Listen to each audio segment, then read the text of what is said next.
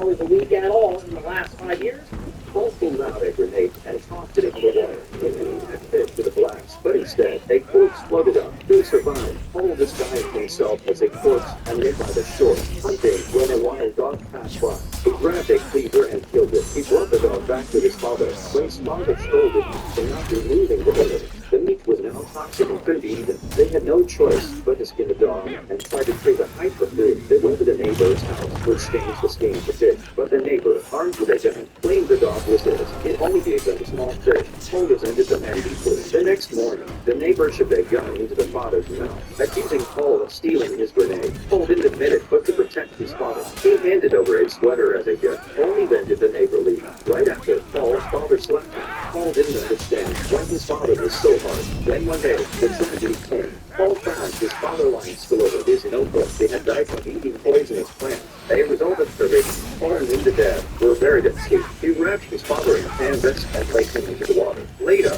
Paul left the neighbor unconscious, releasing all of his bottle debris. He then tied the man upside down and drowned in the water. Paul readied the man's hospital supplies. He took a dagger and a gun. Next, he went to a blind witch's house for Amy. He asked if she could read the notebook, but she was blind. So he asked her to open the water gate so he could leave. He set out by boat to find someone who could read. At a distant mountain, he met the farmer. He pointed a gun and demanded food and help eating. They agreed that only if Paul worked very hard. After tilling a field, they reached this one cage and stopped. Paul realized they had tricked him. They took him to a warehouse where a woman was locked in a cage. Now he saw their true nature. The woman told him her father could read. So Paul snuck around. But one of the farmers caught them and took his notebook. Paul quickly drew his knife and stabbed the farmer. The mother tackled Paul and tried to kill him until the woman stabbed him in the arm. Together, they returned to her home, but her father had already passed away. They lit the house on fire with arms. While looking for someone littering, they were captured by a group and taken to an abandoned factory. Paul and the woman were separated. Paul,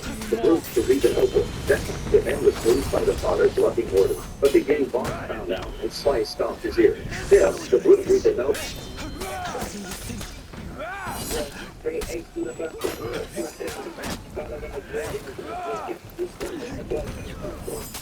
Yo, I think you stayed beside them for 10 times.